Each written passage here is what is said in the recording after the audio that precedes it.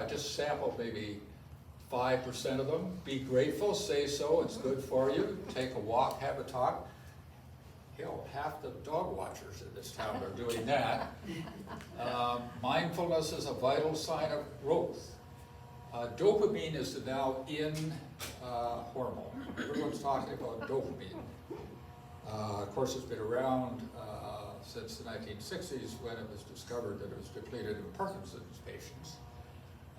But the claimed virtues of dopamine weren't apparent then and are overdone now. Tai Chi, well, listen, the Tufts Medical Hospital in Boston is embedded in Chinatown. So when I drove in Beacon Street every morning at 6 or 6:30 to start, there were all these people looking our age out there doing these graceful kind of moves on street corners and that kind of thing. And I thought, oh God, what's all that about? But it was very common. And so on. Loneliness is a big thing, or at least the federal government in the United States has identified it to be so. I think it's very common in this community and communities of our age. Anyway, just to point out that these things are common. Here's a positive psychology, yet one of the books that are available from Harvard. By the way, the cost of these things in US dollars is this is for e-courses, you can get them, okay? It's about double that if you get paper version, but I downloaded the stuff, the e-version is around $18. That's cheap when you get a really good source of material, a dependable source of material. Are they perfect? No, but they come pretty close to it. And so I just mentioned this. Here's another one. Don't they all look happy? It almost looks like California. There's a pool and there's a mountain over there. And if you think those people are happy, look at these people here on the left. They're the same people. They are. Yeah. You just go back, there they are, and here they are. And diet's always a big part of all of this. A 6-week plan for healthy eating. Boy, healthy eating has been a huge thing, hasn't it, for maybe the last 30, 40 years. My parents never thought about that stuff. I never thought about it when I was a young man and married, and that kind of thing, for most of my career. Certainly do now. And notice everyone's happy and blissful. That's not normal, is it? to look like this. I mean, what are you trying to sell? Bliss? Anyway, that's the promise. Well, I just mentioned 2 of the sources. 2 I've looked at that are really good. I mentioned Harvard. This is the Benson Henry. Benson's the guy who discovered the relaxation response. Solid guy. This is embedded right into the hospital. This alternative medicine or approach. So that sends a message. If you think something's important, you embed it in the Toronto General Hospital or Sick Children's Hospital or some major place like that. You don't stick it out way out in some community somewhere. If you want to send a message that you think it's of equivalent importance for not just patients, but staff.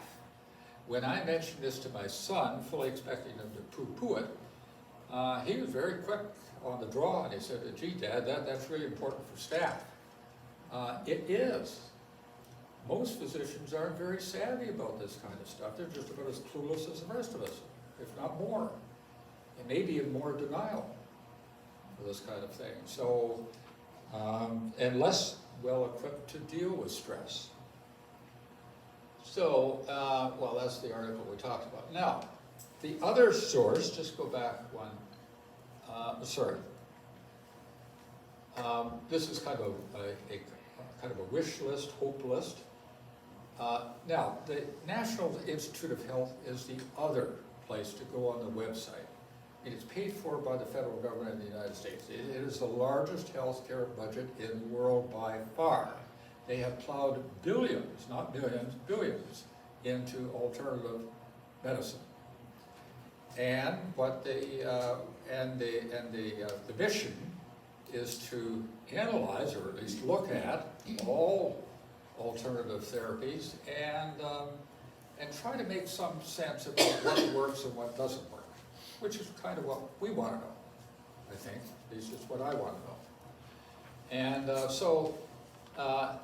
according to, and this is a branch of the NIH, evidence suggests that yoga may, I changed the color there, may improve general wellness by relieving stress. I won't read all the stuff, you can read it yourself.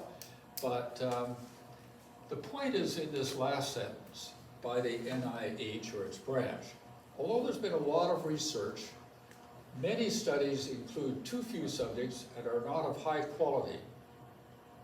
Therefore, in most instances, this is the NIH speaking, we can only say that yoga, speaking of yoga, has shown promise for particular health uses, not that it's been proven to help yet. Doesn't mean it isn't helpful. It is, I think, for sure.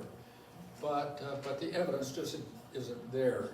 The really kind of solid evidence yet. And I'm sure it will come. Now, I'm not going to go through all of this stuff. I mean, this is just a bunch of catchwords here. Complementary health approaches.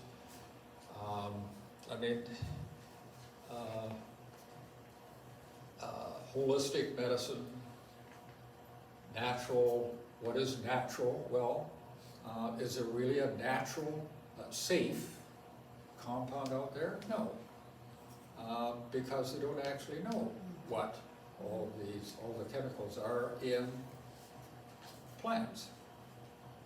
And so there are just two examples there where they may actually be toxic, but just because it's a plant doesn't mean it's safe, far from it. Now, you know that, but the industry sometimes suggests that if it's natural, it must be better, more healthful. Maybe, but not proven. Naturopathic, well, we used to have a cottage up at Hawk Lake, and there was a young lady there who set herself up. You don't need a license to do this kind of thing, a kind of master of all things. Dietary, lifestyle changes, stress reduction or relaxation techniques, you name it, anything that was there, including aromatherapy. She covered it all. You know, when I talked to some of people, or people would ask me this, or tell me their story, I think she was quite good. I think she made a good, honest effort. But I don't know how we cover all of those things and do them all well. Mm-hmm. I don't know how that actually happens, but I think she made an effort. Well, why? What's the fuss here? Why mindfulness, meditation, yoga, etc., etc.? Well, up to 80 to 90% of patients who go into general physicians' offices have some stress-related symptoms. It may be 10% of the problem, or it could be 90% of the problem. And I would think in family practice, managing people like us, it's a combination of real stuff and stress-related stuff, and the two are actually related to some extent. So it does, and physicians up until very recently, and probably most even now, are ill-equipped to deal with this part of healthcare, in my experience. So some physicians more than others. But I mean, it's helpful, improves their sense of well-being, self-awareness, cognitive improvements, that kind of thing. And I put down in red, sounds too good to be true, but the evidence supports some type. That's consistent with the NIH, saying, gee, it's under review, kind of some of it looks promising, especially yoga and meditation, or meditative practices in some form, but a cautionary tale. Well, it's a cautionary tale for chemotherapeutic drugs for cancer, and a whole lot of things in medicine, right? So it's not just, I'm just picking on this stuff. And well, I love this because when and how to be mindful. Well, you can be mindful of running. Well, I'm not going to read all this stuff. I do know can't smoke coffee, so. Oh, no, that's It's all not- right. We it's don't not mind your probably- coffee. I don't, anyway. Okay.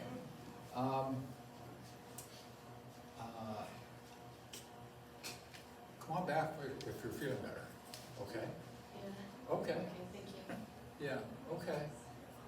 So, the point is, I mean, before I knew stuff of this, there was stress in my practice from time to time, and sometimes in my life, and no doubt, and then I started running.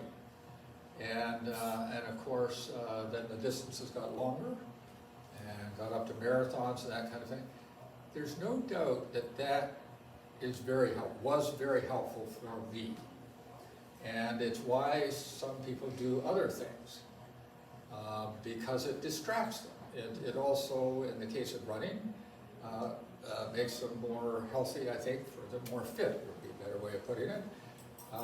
But of course, it has risks, and eventually it catches up with you, as it did with me, with torn meniscus in both knees, and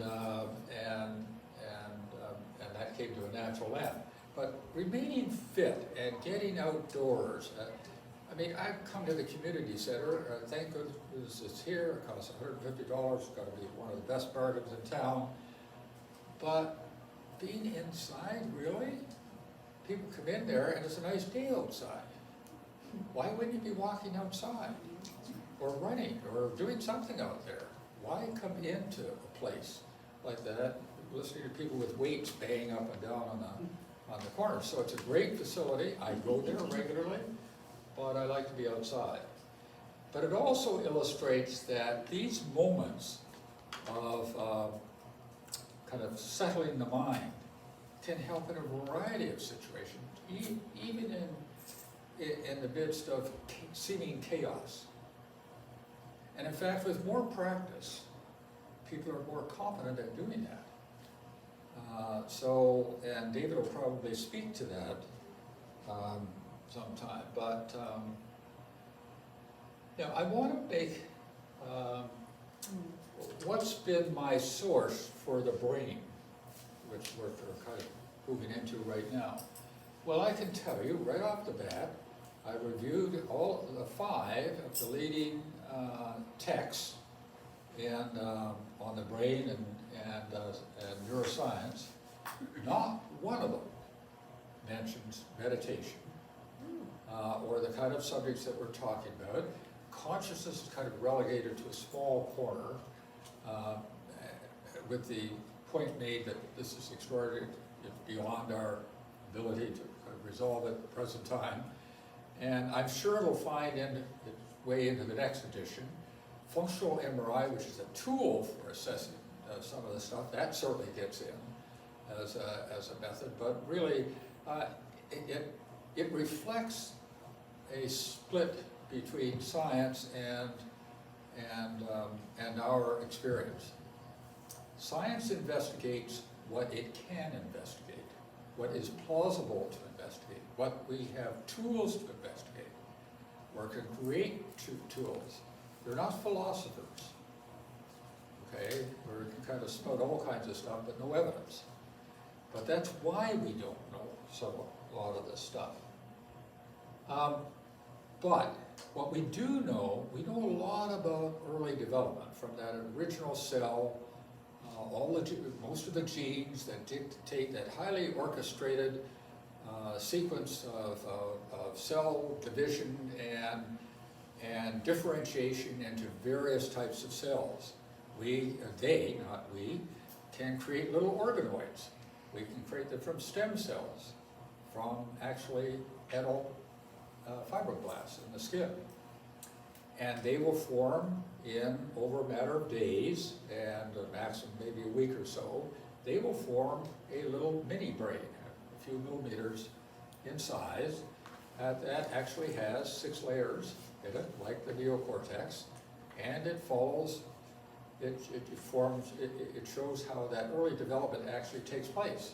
And that there are, for example, differences between Neanderthals and modern humans. their brains are wired differently. We're wired differently than ours. And some wiring in the brain is entirely dependent on genetic influences. Of course, the baby's born, it swallows. You don't have to teach it to swallow.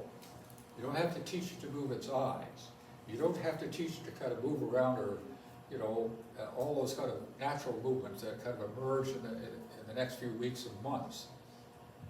But things like language and learning culture and predispositions, feelings or emotions, those are heavily dependent on the environment. The brain is like a hard disk that hasn't yet been written on, or not much written on.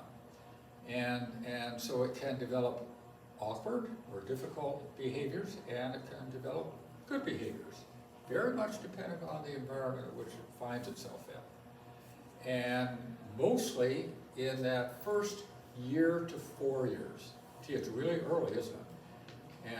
And some faiths say, get them early. Well, they're right, get them early, because that's when the brain is most malleable.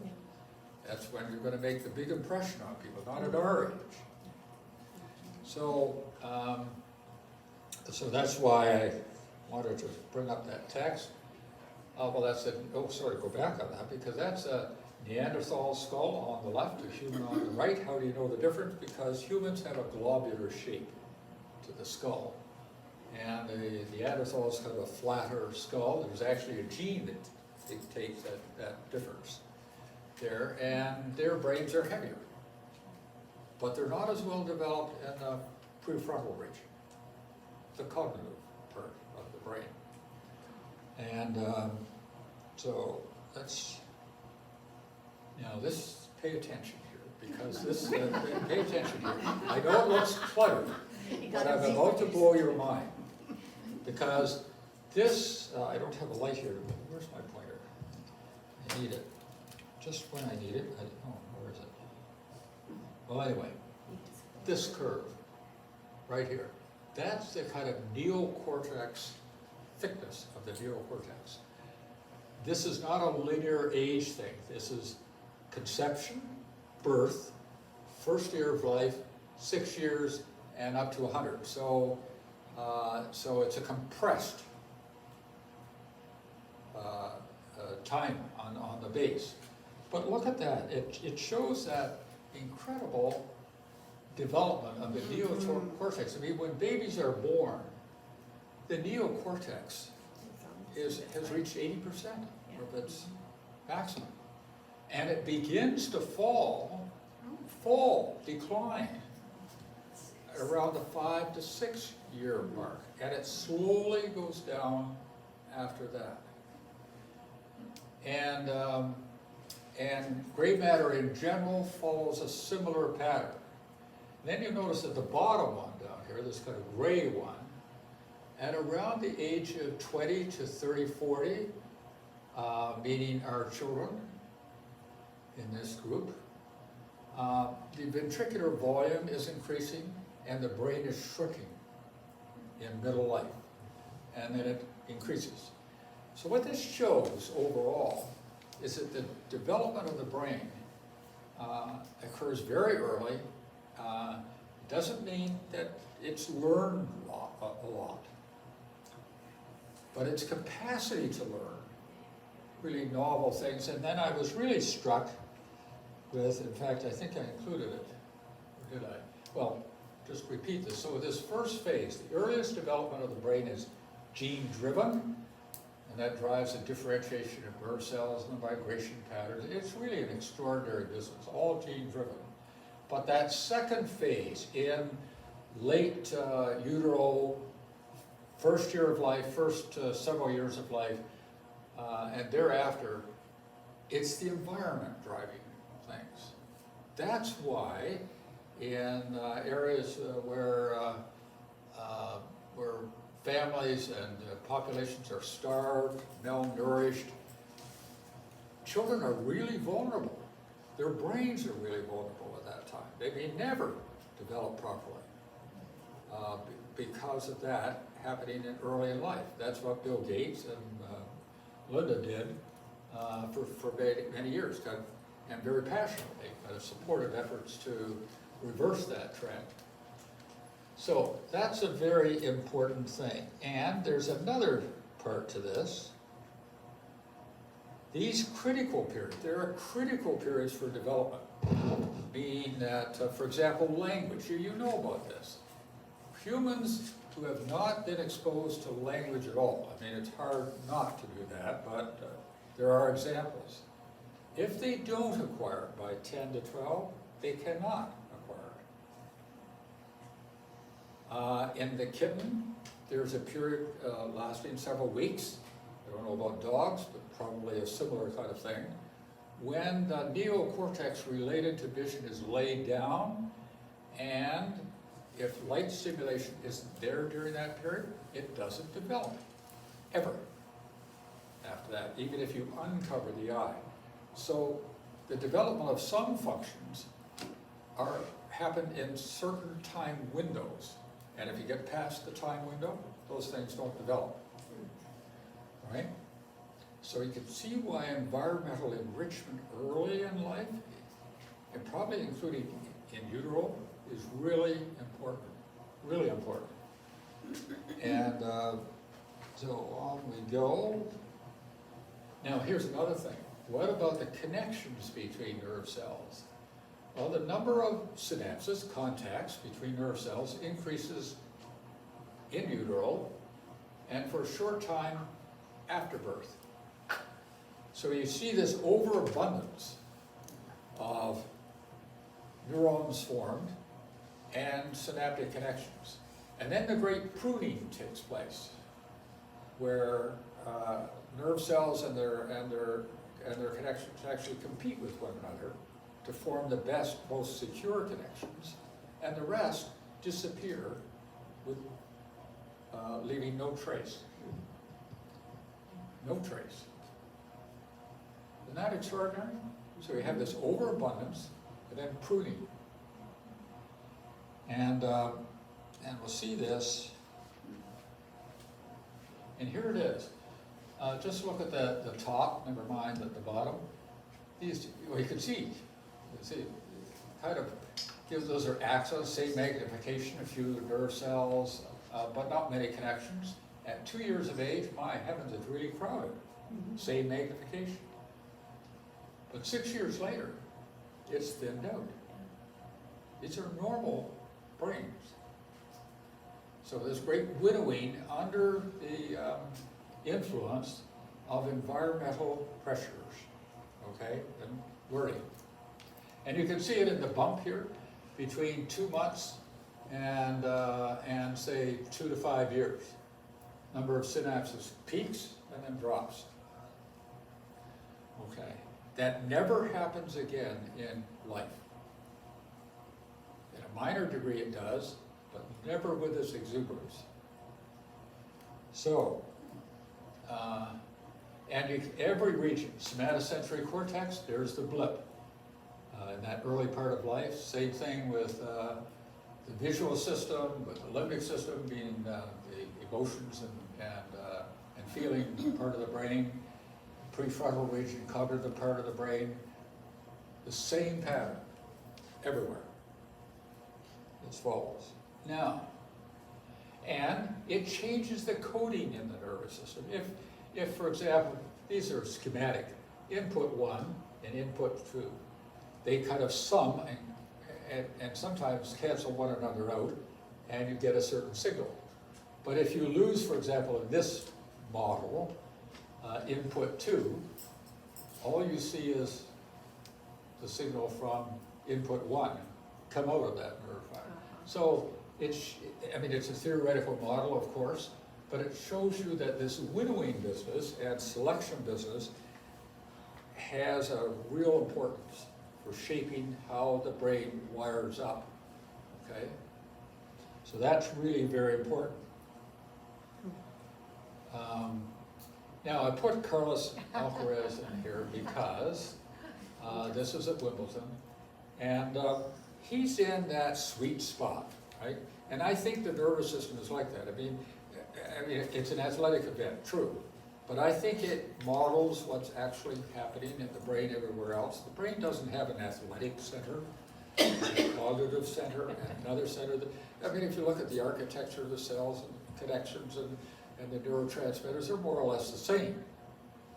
So it may be subdivided somewhat in function, but it kind of looks the same.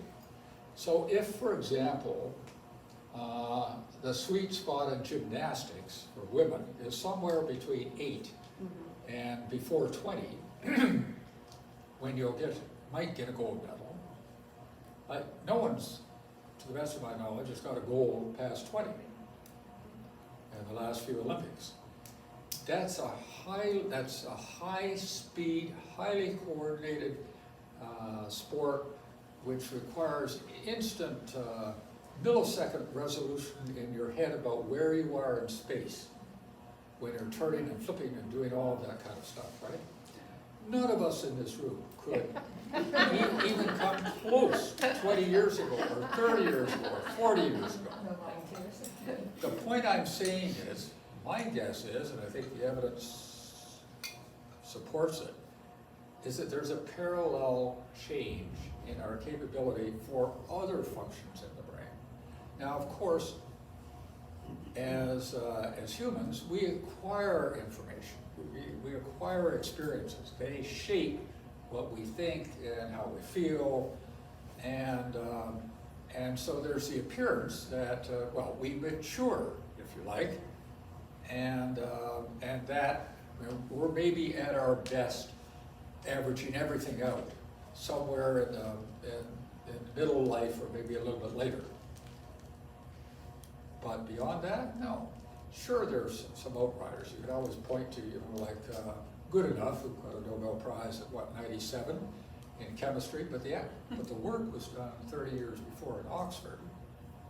Although he did continue to be productive, but he died, I think, this last year at the age of 101. Not bad. But there are outriders. We all recognize them in our age group, but they are outriders, aren't they? And they are not the norm. And but it's amazing. I mean, he's been playing tennis since 5, 6, and he's hit not his peak, but at 20, and then beat Novak at Wimbledon. And interestingly enough, had the mental stamina, not just the physical skills. He certainly had those in abundance, but he didn't collapse. And it was Novak that actually folded at certain points. So anyway, I'm using him as an example of this best period in life, but that's probably true for the nervous system as a whole. Wrong thing to be pointing. So let's just move along. Now, localization and function. I'm going to say a little bit about this, but not a lot. Neurology is very good, and neurosurgery has been very good about correlations between the location of lesions and clinical signs and behavior. Much of my training kind of focused on that, a lot of that stuff. And it's very practical, actually. If you're in a clinical practice, well, that's where the information comes from. And the next patient, do they look like so-and-so with a tumor in such and such a place? So, but CAT scans came along, MRI scans came along, PET scans, functional MRI, and I'm looking for a Nobel Prize in this one, genetically engineer specific nerve cells to express photosensitive proteins. And you can therefore control the electrical activity in those cells or watch them without injuring them. That's a really good technique. And so if not this year, it'll be next year. And the group won a Lasker Prize. That's usually the next step before a Nobel, about half the time. So I don't know whether that'll happen, but I think it will. Oh, wait a minute. What happened? What just happened? Oh, it's frozen. Oh, wait a minute. Okay. PET, a little delay. I love this slide. It's an old one, it's a PET scan, but it actually shows the stuff very, very well. This is the brain lighting up and in response to certain things. What I like about it is it's very appropriate. If you're looking at words, then the signals related to the posterior, the occipital cortex, visual cortex. So if you listen to words, it's in the top part of your temporal lobe, which is where the auditory neocortex is. All makes sense, doesn't it? If you're speaking words, it's in so-called Broca's area, just ahead of the motor cortex, but you're formulating language and speaking it. So it's all, and then you're thinking of words. Look how the brain lights up in several areas. And I haven't even shown you the other side. Okay. It's a huge difference with functional MRI between listening to a concert and playing an instrument in the concert. The brain goes crazy with somebody actually playing an instrument or singing. But we, kind of listening to it, it's one auditory signal that's being analyzed, compared against, in almost real time, our memory of what Mozart in this particular piece should sound like, does sound like, that kind of thing. We're doing that. The musicians are doing that too, but they're all also making the music. And that's why the brain kind of goes crazy when it lights up. So that's a nice example. And of course, electrical stimulation, that's been a standard. This is a patient that I was involved in London days, and John Gervin was a colleague of mine. His office was beside mine, and the patient has a tumor. You can see it right here. And one of the things he has to do in a situation like that is map the cortex around it, the so-called eloquent spared cortex, so he doesn't injure that and create any more trouble than he has to get the tumor out. And so it's the same kind of thing Penfield did in mapping the cortex of the brain back in the late 40s and 50s. And here's one that this is somebody, if you stimulate the right posterior and lower parietal region, kind of like here, my head, and the back of the and upper part of the temporal lobe, this patient and other patients as well experience an out-of-body experience. The sense that they're floating in the room and usually up high, looking down on himself and the operating table. This illusion or whatever it is, an out-of-body experience. And if you look at functional MRI studies of this kind of thing, the same areas kind of light up, except more than the stimulation. Meaning that same area, by the way, right is on the right here, and left on the left. So it's reversed to what you might expect. Anyway, so it's the posterior temporal lower parietal region related to this out-of-body experiences. Well, I can tell you, there was a flurry of books that came out about proof of heaven, God of the afterlife, life after life, all based on this out-of-body experience. But the fact of the matter is you can produce this by stimulating the brain in certain areas. Doesn't mean God's not involved, but if God is, it might have chosen electrical stimulation to do it. Anyway, I don't want to go too far with that one, but anyway. And here's another way of doing it. Implanted deep brain stimulation, first of all developed for Parkinson's disease, and they later expanded to treat depression. And if you can choose the area of the brain quite eloquently, and change some seriously embedded mental disorders with this without, quite nice with very low currents. You can do a similar kind of thing with something like this. This is a way of painlessly stimulating the brain and non-invasively. If you pass a very high current through a coil, a very high current, we're up in the many amps here, through, it induces a magnetic field in the opposite, or at least at right angles. That passes through the air, the skull, and the brain painlessly, and induces a secondary little current in the brain. And I've done this to myself many years ago and many times. It's do this, all of a sudden, over the hand area, I do this, I'm holding it with one hand, and the other hand kind of does this or closes it, and you can, and it's absolutely painless. You don't feel anything. And, but if you focus this very well, you can change headaches, you can change depression, some in moods, and it can be effective with migraine. But the point is, you can change behavior with a non-invasive stimulus without any pain. Now, what about the parietal system, meaning the back lobe of the brain? My example was my father. He had a stroke, and it involved his right parietal area, and it was really quite extraordinary because one day we were walking across a field, and there was a fence, and I clambered over, didn't even think, and then I wondered why Dad wasn't with me, and turned around, and he had his right leg over the fence, but he looked perplexed, and his left leg was still caught on the other side of the fence. And I pointed and I said, Dad, your left leg is on the other side, you need to lift it over.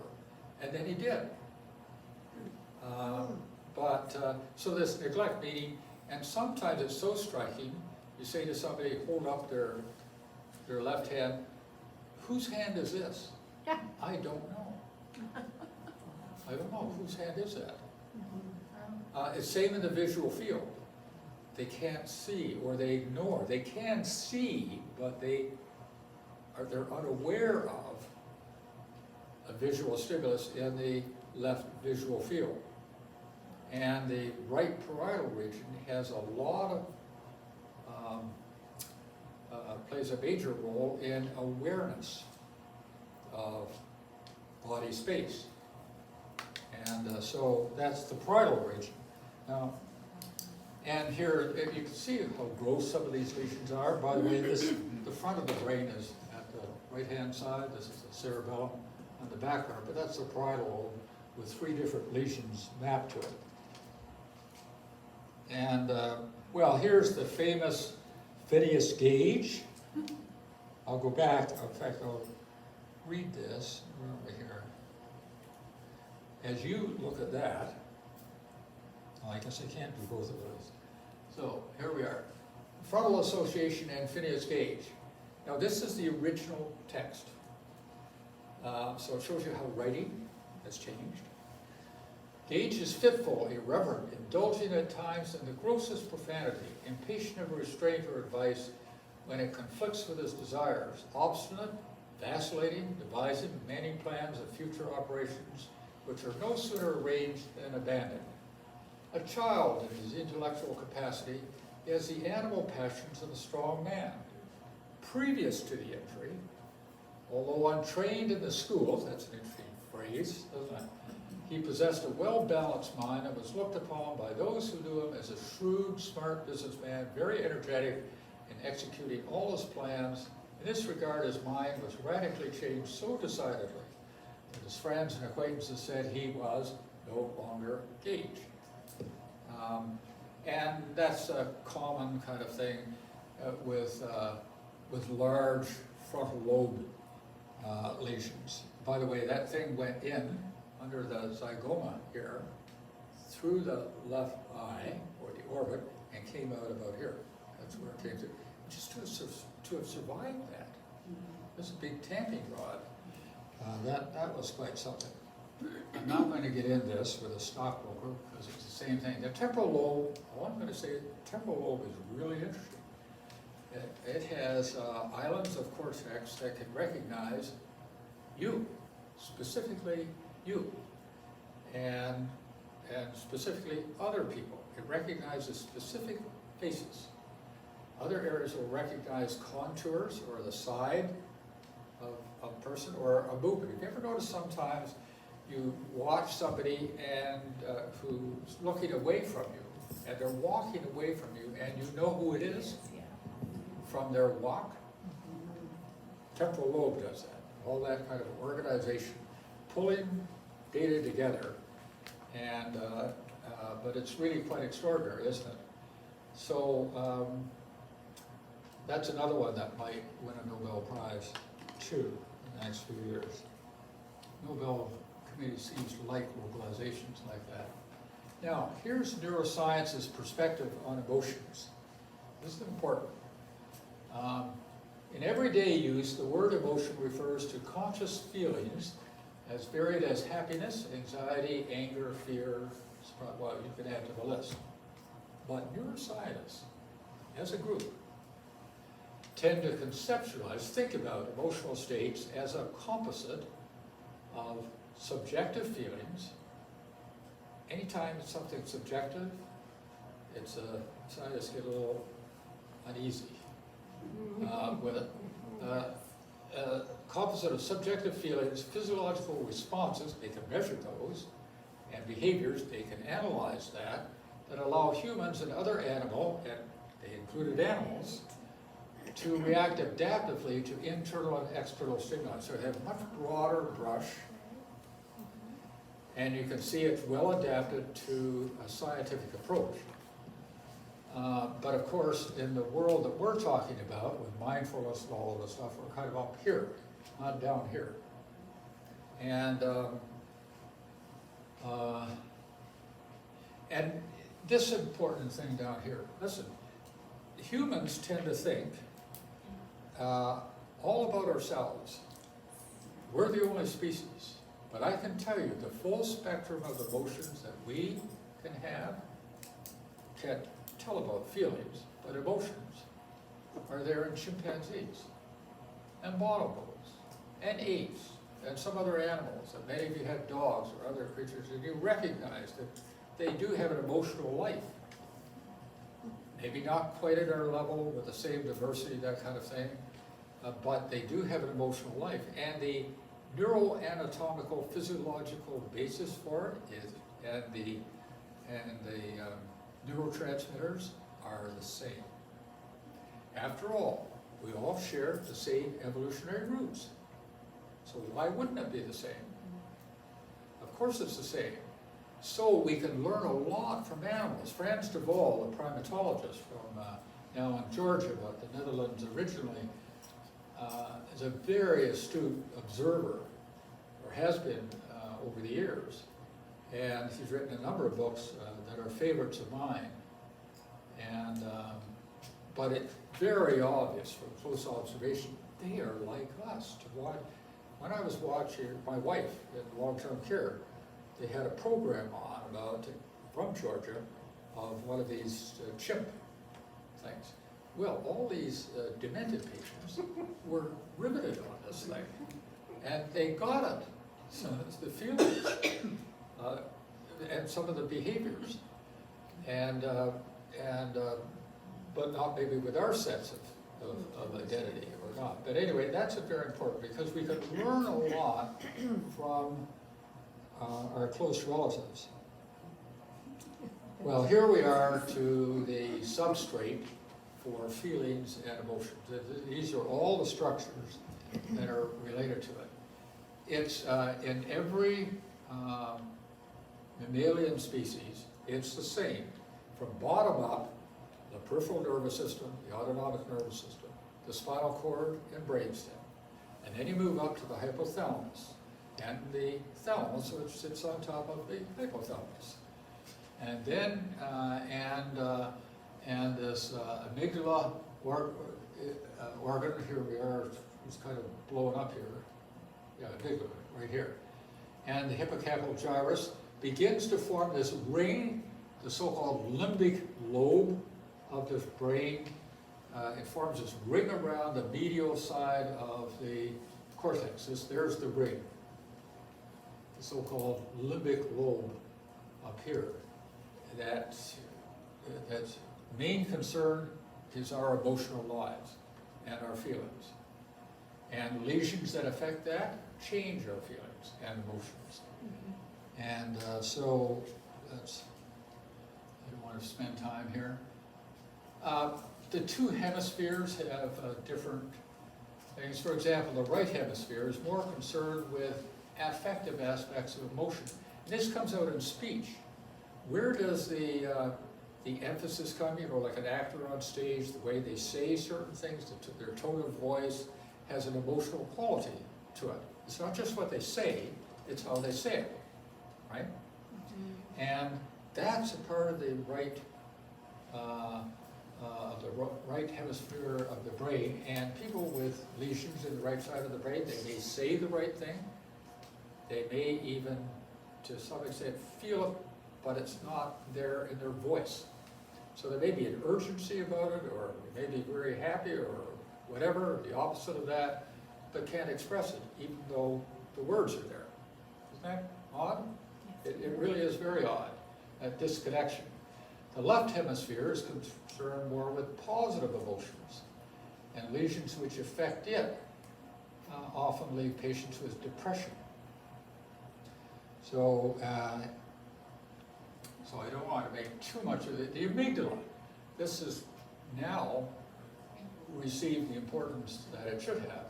It sits in that temporal lobe, the medial temporal lobe. If, in this particular disease, it's a genetically transmitted disease, the amygdala is almost selectively destroyed.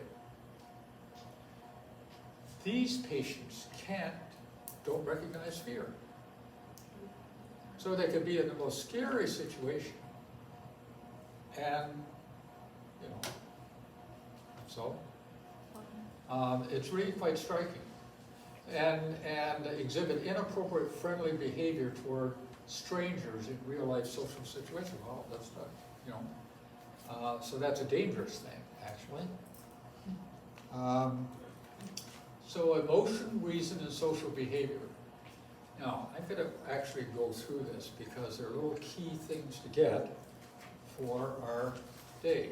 Emotions, even at a subconscious level, powerfully influence other functions of the brain.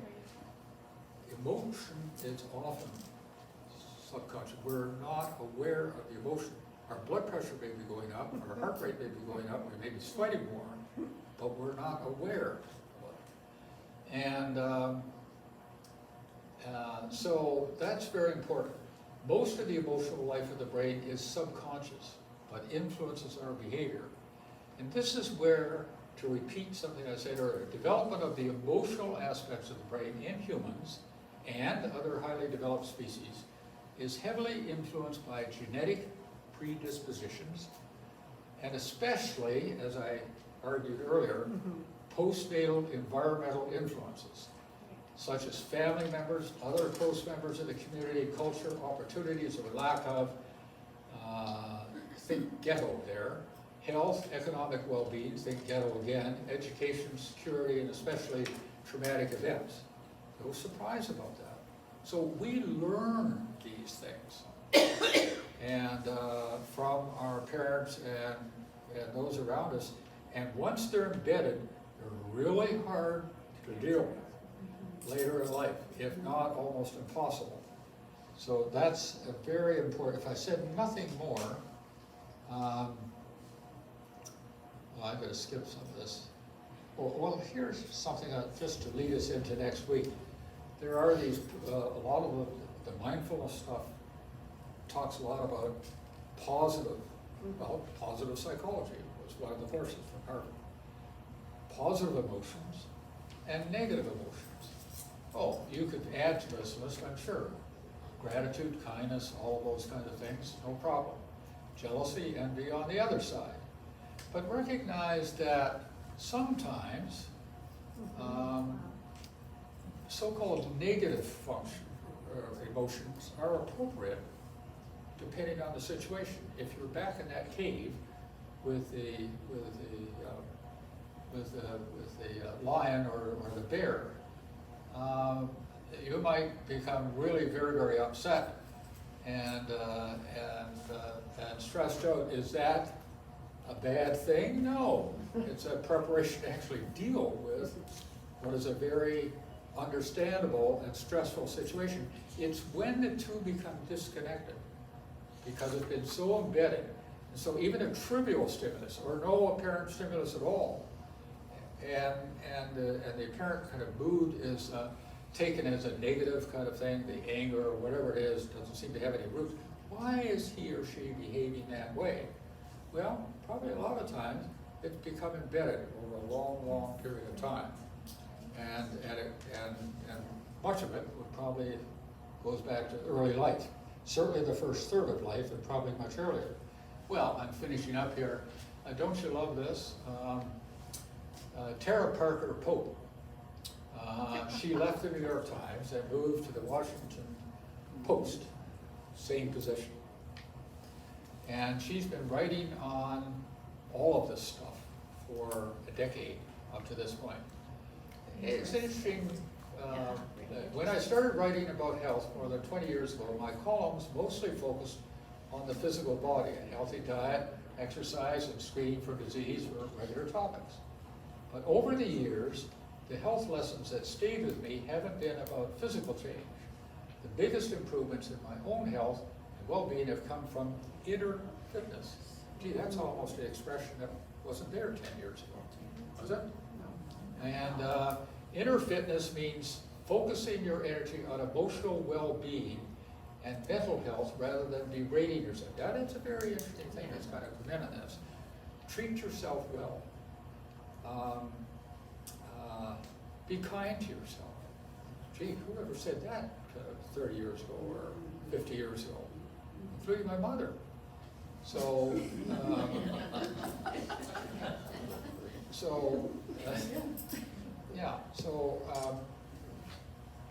I thought it was interesting because here she is in a decade, having made this kind of mental trek here. By the way, she has a great network, as you'd expect, if you're a columnist for the New York Times and Washington Post.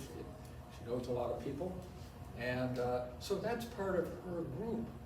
We could be a group here. She has a group of other people widely in the community that she talks to over all this stuff, and that's her group. That's her wellness group. And so I don't think I want to say anything more about, oh, I love this, brings us right up to date. Brian Chen, how to turn your chat box into a life coach. Oh my gosh. I love it. AI. AI has come to help us. So here we are. Chat box can be an effective motivator. And now I don't know much about this, but what I have learned is it's best not to be too specific when you lay the initial groundwork for it. So here's the paragraph. Talking to AI. I want you to act as a life coach. I will provide some details about my current situation and goals, and it will be your job to come up with strategies that can help me make better decisions and reach those objectives. This could involve offering advice on various topics, such as creating plans for achieving success or dealing with difficult emotions. My first request, getting to it, my goal this fall is to run a marathon. Come up with a 3-month plan using the principles of the book, Slow AF Run Club. So anyway, I thought it was quite cute because I know several people have used this kind of technology to plan a trip, a vacation. And it's surprisingly how good it is at doing that. And I'm talking to the dean of the regional dean. It's a huge problem now in medical school because they're using these to create essays. And I know that, for example, in the Harvard hospitals, it has become like the practice in the clinic now that AI is, you go in to see your doctor, there's a third person there. The third person is AI.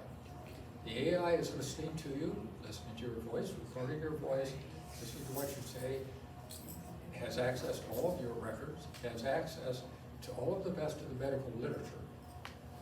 And it's very interactive. It isn't just there to type out compose a nice note at the end. during the interview or the getting together with your Consultation. physician, AI steps in from time to time, saying, well, have you thought about this? Did you consider that? Would you check this? Check that? And then it comes up with several recommendations. I think this person should see so-and-so. Would you like me to make the appointment? The appointment happens now, electronically within the system. So you know, almost in an instant, that you're seeing Dr. Benson in a week that day. It's interesting. So it's a good thing. So and then the next move is autonomous AI, at least as to see you just in a screening role. That's not a bad thing. So it's now in the Harvard system of hospitals and probably others as well. So everyone's struggling with this kind of stuff, including their local dean. And so I'll finish on that note, but this is just a way of trying to, next week we focus on the nature of stress.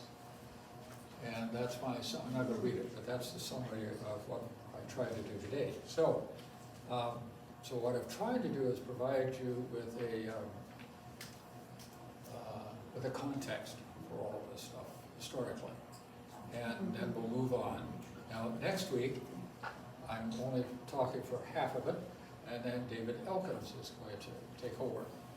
And some of you are familiar with David from the Nobel series, but also David, he's an author. He's written 2 books of poetry.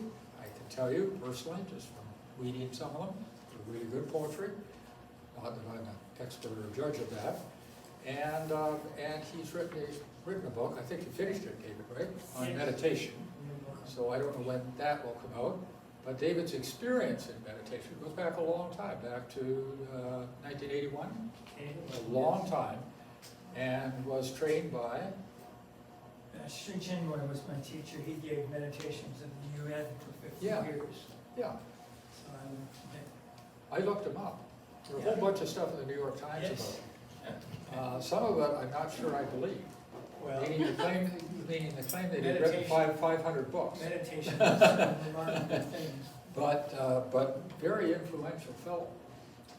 Yes, so this is going to be, one of the things that was very interesting, and this was a great introduction to the mind, the mental aspects and so on. And one of the interesting things that Bill said that I thought might apply to me, and why my meditation might be getting better, is that we have fewer synapses, so the mind is actually less involved as you get older, and that's good for meditation. Oh, so good, David. I feel better already. I think, yes. That may be the best news they got Should be better today. at meditation. But in contrast to what we have here, the reason we have, this is so helpful, is that we'll be talking about many of the things that this didn't discuss. Consciousness, feelings, emotions, your own, are one of the great subjects and the discoveries that we'll find when we start the workshop, when you start to meditate. Because that's where you go. And you don't need external sources, you deal with those feelings and emotions within. Anyway, I need to know a few things, just a couple of things quickly. How many of you meditate now or have meditated? So you're relatively new to this. Well, that's great. With For the few those- synapses they have. With the few synapses they Well, have. that's right, that's right. You're way ahead of things. Don't try to meditate when you're 3. Your mind's too busy doing other things. Also now, what do you hope to get out of it? What are some of the things you'd like me to deal with? Because this is going to be very much a workshop setting. We'll have no screen, we're going to have a candle, we're going to have flowers, and we're going to learn how to start to meditate. By the way, I'm joining. So, too bad. Yes. I guess what's motivated me is that I have tried Yes. in the past Yes. to do some, and I've listened to Noam Chomsky, tried to do various programs. My mind just flies away. And I guess I was hoping for some sense of how can I get control of that? How can I prevent that from happening? That's really what I was looking for. Very much. Well, stilling the mind is central to this workshop. We're going to take, one of the first workshops I took, the instructor said, I'm going to make you lose your mind. Give me 10 seconds and you'll lose your mind. So we're going to actually try to lose our minds, and of course, we're going to still the mind. The mind, of course, is still there. And anybody else with stress reduction, any of those things? Okay, okay, those come along. Always. You don't have any idea. We're going to do a number of techniques. Meditation has changed quite a lot recently. Well, not the one thing that has changed in the society, this is why I'm asking you this question, is mindfulness. Mindfulness is akin to Buddhist meditation, and it's the new thing. It's kind of a thing. So I just wanted to know how much experience you have with mindfulness. If you have very little, that's great, because most of my experience is not with mindfulness, although we will have one session. So we're going to be talking about other things, meditation, using chants, using Right. using Mantra? yes, using mantras. Nobody here took TM. Sometimes we have people who took transcendental meditation, Yeah. which was kind of the original thing in the 60s, and they used a mantra. So we'll go through a number of techniques simply to give you an idea of which ones work for you. So you're talking about how. So what's the why? Oh, Oh, I answered that next time. that's a very good question. For those. It's to give your, in a sense, to give your mental activity a break, to find peace within yourself, and to establish a place that you can go for 10 minutes or a few minutes or half an hour a day, where the whole busy mental world is gone and you're settled into yourself the way you really are, when you're not getting, when your monkey mind is not bothering. Which is the way I often felt about running. Yes, exactly. 2 privileged hours Yes. Yes. without stuff happening. And many people who meditate are runners, and partly for that reason. So, Is that the equivalent of, say, what Dr. Brown has just pointed out in terms of Tara Hope's book, referring to inner fitness? yes, she's yes, Yes. yes. Excuse me, sorry. Yeah. Over here next to No, me. that's it. Thank you very much. I you. just needed that so I could orient the course a little better. All right. Thank you. Okay. Well, we're all in this together. Okay. All right. In the last couple of days,